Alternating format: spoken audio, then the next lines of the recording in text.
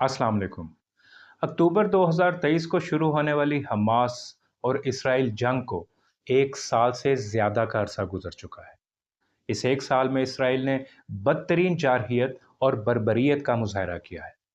हज़ारों की तादाद में फ़लस्तीनी मुसलमान मारे गए, बहुत बड़ी तादाद में बच्चों की हलाकतें हुई। सवाल ये है कि क्या फ़लस्तीन इस वक्त दुनिया के नक्शे पर एक वाहिद इस्लामी मुल्क है जो इसराइल के जुल्म का निशाना बन रहा है?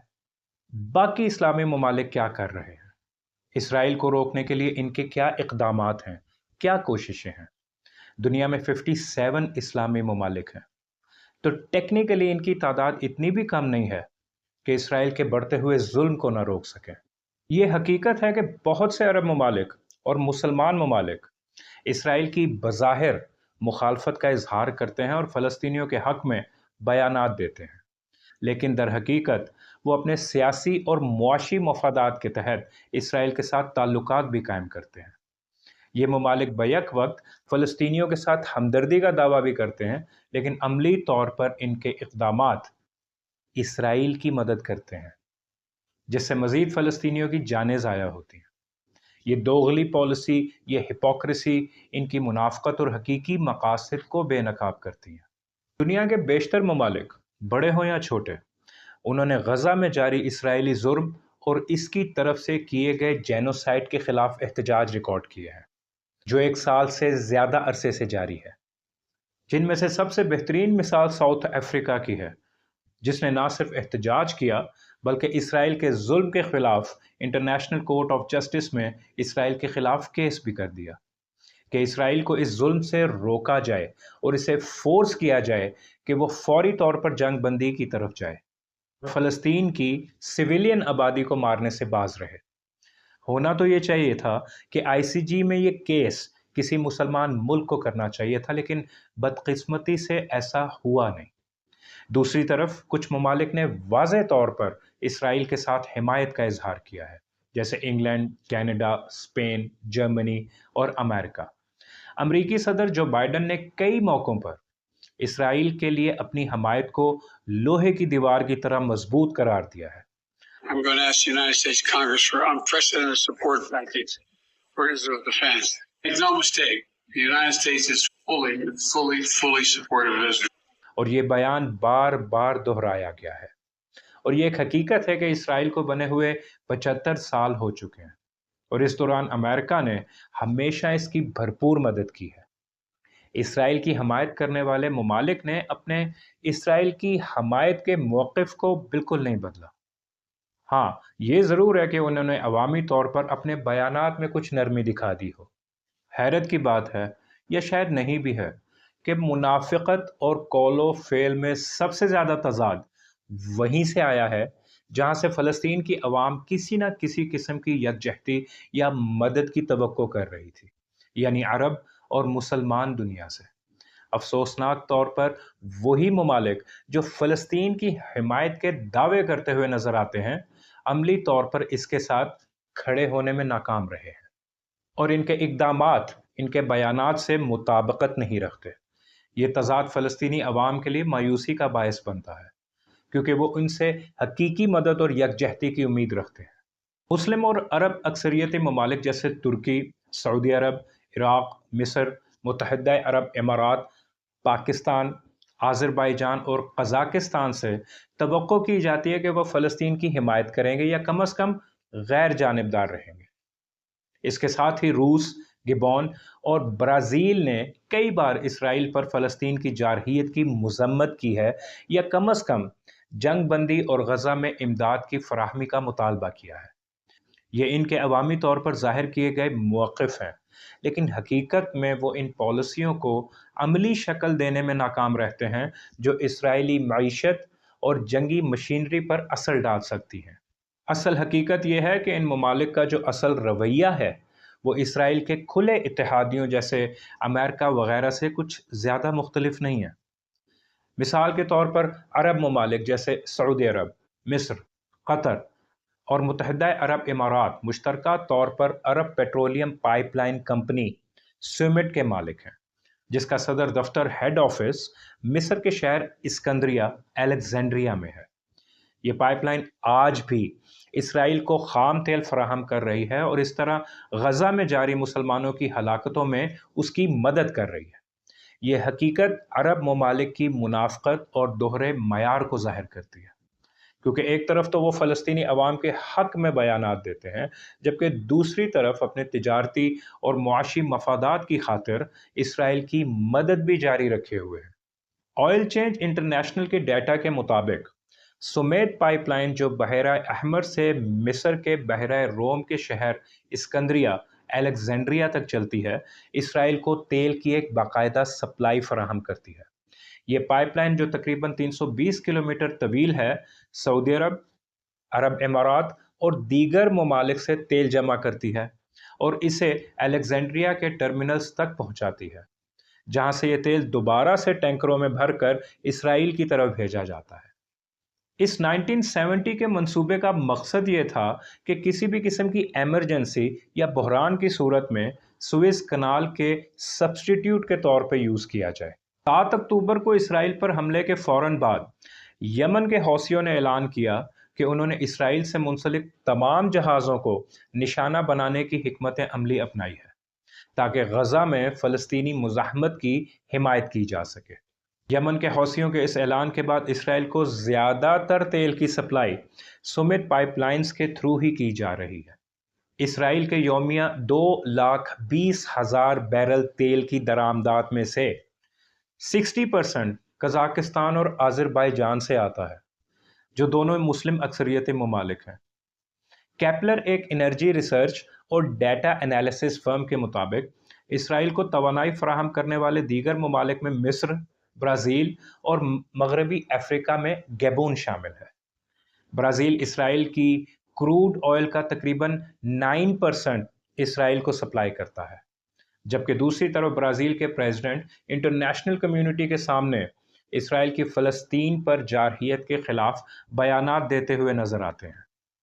اس کے علاوہ روس اسرائیل کو ویکیوم گیس آئل فراہم کرتا ہے جسے ڈیزل میں تبدیل کیا جا سکتا ہے، جو اسرائیلی ٹینکوں میں استعمال ہوتا ہے، جبکہ وہ دن رات غزہ پر بمباری کرتے رہتے ہیں۔ جیٹ فیول زیادہ تر امریکہ سے آتا ہے۔ یہ صورتحال ظاہر کرتی ہے کہ اسرائیل کے اتحادی اور تیل فراہم کرنے والے ممالک بشمول مسلم اکثریتی ممالک فلسطینی عوام کے خلاف ہونے والے مظالم میں انڈائریکٹ کردار ادا کر رہے ہیں، اور ان کی پالیسیوں میں موجود تضاد کھل کر سامنے آتا ہے۔ ایران کے وزیر خارجہ حسین امیر عبد الحیان نے سعودی شہر جدہ میں منعقد اسلامی تعاون تنظیم OIC کے ہنگامی اجلاس کے دوران مسلم ممالک سے اسرائیل کو تیل کی سپلائی بند کرنے کی اپیل کی تھی، لیکن OIC تنظیم کے کسی بھی رکن ملک نے اسرائیل کے خلاف عارضی طور پر بھی تیل کا بائیکاٹ کرنے پر غور تک نہیں کیا۔ اور مزے کی بات یہ ہے کہ زیادہ تر مسلم اور عرب ممالک ویسٹ کو، بالخصوص امریکہ کو، اسرائیل کی حمایت کا الزام دیتے ہیں، جبکہ در پردہ زیادہ تر حمایت انہی ممالک کی ہے۔ یہ صورتحال ظاہر کرتی ہے کہ مسلم ممالک میں قول و فعل کا تضاد کتنا گہرا ہے، کیونکہ بائیکاٹ کی پالیسی پر عمل نہ کرنے سے اسرائیل کی حمایت کا راستہ ہموار ہوتا ہے، اور بائیکاٹ کی اگر باتیں ہوتی ہیں تو وہ یہی ہوتی ہیں کہ ہم عوام پیپسی پینا چھوڑ دیں، کوک پینا چھوڑ دیں، میکڈونلڈ کھانا چھوڑ دیں۔ بس یہ بائیکاٹ ہم عوام کو بتایا جاتا ہے، جبکہ اصل بائیکاٹ ان اسلامی ملکوں کو اور ان باقی ممالک کو اسرائیل کو تیل کی سپلائی بند کرنے سے ہوگا۔ اسرائیلی ٹینکس اور ان کے جہازوں کو چلتا رکھنے کے لیے توانائی کی فراہمی جاری ہے۔ ان ممالک کی جانب سے جو دنیا بھر کے میڈیا میں اسرائیل کی قتل و غارت گری کی مذمت اور جنگ بندی کے منافقانہ مطالبات بلند کرتے نہیں تھکتے، انہی ممالک کی طرف سے اسرائیل کو دھڑا دھڑ تیل کی نان سٹاپ سپلائی سٹل جاری ہے۔ یہ تمام ممالک اسرائیل کو وہ بنیادی توانائی فراہم کر رہے ہیں جو اس کی جنگی طیاروں کو اڑنے، ٹینکوں کو سڑکوں پر گشت کرنے اور توپوں کو عمارتوں بشمول ہسپتالوں کو تباہ کرنے کے قابل بناتی ہیں۔ وہ اسرائیل کو خام تیل اور تیل کی مصنوعات جیسے کہ ڈیزل فراہم کر رہے ہیں، اور اس پر انہیں کوئی شرمندگی نہیں ہے۔ بدقسمتی سے سب سے زیادہ منافقانہ رویہ عرب اور مسلم ممالک کا ہے۔ عرب ممالک کے لیے سمیت پائپ لائن کا استعمال، جس کا بنیادی تصور عرب اتحاد کے منصوبے کے طور پر کیا گیا تھا، اسرائیل کو تیل فراہم کرنے کے لیے سب سے زیادہ شرمناک اور قابل مذمت ہے۔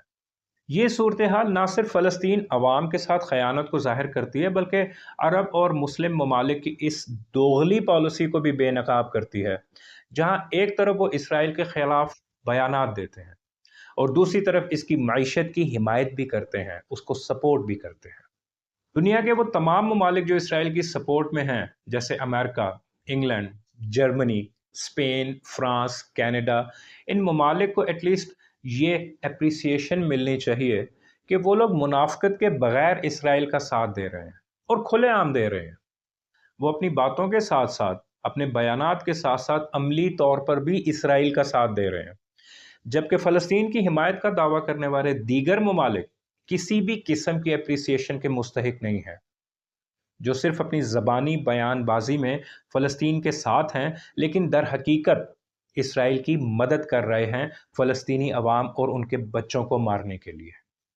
ساؤتھ افریقہ کا اسرائیل کے خلاف انٹرنیشنل کورٹ آف جسٹس میں جانا اس بات کی نشاندہی کرتا ہے کہ بعض غیر عرب اور غیر مسلم ممالک فلسطینیوں کی حمایت میں ایٹ لیسٹ عملی اقدامات کرنے میں آگے بڑھ رہے ہیں، جبکہ مسلم اور عرب ممالک اپنے دعووں کے برعکس بہت کم اقدامات کر رہے ہیں۔ یہ صورتحال فلسطینی عوام کے لیے مایوسی کا باعث بنتی ہے، کیونکہ وہ ان ممالک سے حقیقی حمایت کی توقع رکھتے ہیں کہ وہ ان کے حقوق کے لیے آواز اٹھائیں گے۔ یہ بالکل واضح حقیقت ہے کہ اگر انٹرنیشنل کمیونٹی حقیقی معنوں میں فلسطینی عوام کے حقوق کا دفاع کرنے میں سنجیدہ ہے تو انہیں مؤثر اقدامات کرنے ہوں گے تاکہ اسرائیل پر دباؤ ڈالا جا سکے کہ وہ اپنی جارحانہ پالیسیوں کو ختم کرے۔ دوسری صورت میں یہ دعوے محض زبانی جمع خرچ کے سوا کچھ بھی نہیں ہے، اور فلسطینی عوام کی مشکلات میں آگے اور اضافہ ہوتا جائے گا۔ غزہ کی اس جنگ نے اس دنیا کو ایک بہت بڑا سبق دیا ہے، اور وہ سبق بالکل سادہ اور سیدھا ہے کہ مسلمان دنیا انتہائی کمزور ہے، منافق ہے۔ ہر مسلمان ملک صرف اپنے مفادات کے چکر میں ہے۔ کسی بھی مسلمان ملک کی طرف سے عملی اقدام کچھ بھی نہیں کیا گیا، بس صرف زبانی بیانات دیے گئے اور در پردہ اسرائیل کی انڈائریکٹ حمایت جاری ہے۔ 57 مسلم ممالک میں سے ایک بھی ایسا نہیں ہے جو اسرائیل کو غزہ کے لوگوں کو قتل کرنے سے روک سکے۔ اب تک 45,000 سے زیادہ لوگ فلسطین میں اسرائیل کے ہاتھوں مارے جا چکے ہیں، 16,000 سے زیادہ بچے ہلاک ہو چکے ہیں۔ ان لوگوں اور ان بچوں کی حفاظت کرنے کی کوشش کی بجائے تقریباً پوری مسلم دنیا بے بسی سے دیکھتی رہی کہ کس طرح اسرائیلی اور امریکی بموں نے اور میزائلوں نے انہیں تباہ کر کے رکھ دیا۔ عرب دنیا کا رد عمل خاص طور پر خاموش اور بزدلانہ ہے۔ دنیا بھر کے مسلم رہنما بیانات جاری کرنے اور اسرائیل کے جرائم کی مذمت کرنے میں مصروف تھے، لیکن عملی اقدام کچھ بھی نہیں۔ غزہ کی جنگ نے اس دنیا کو ایک بات تو سمجھا دی ہے کہ آج کے مسلمان ممالک بے حد کمزور ہیں اور اس کے ساتھ ساتھ منافق بھی ہیں۔ غزہ میں مرنے والے مسلمانوں کا خون صرف اسرائیل کے سر پر نہیں ہے، بلکہ اس کے ساتھ ساتھ وہ ممالک بھی شامل ہیں، بالخصوص مسلمان ممالک جو در پردہ اسرائیل کو سپورٹ دے رہے ہیں، چاہے وہ کسی بھی انداز کی ہو۔ اور یہ بہت بڑی بدقسمتی ہے آج کے مسلمان کی۔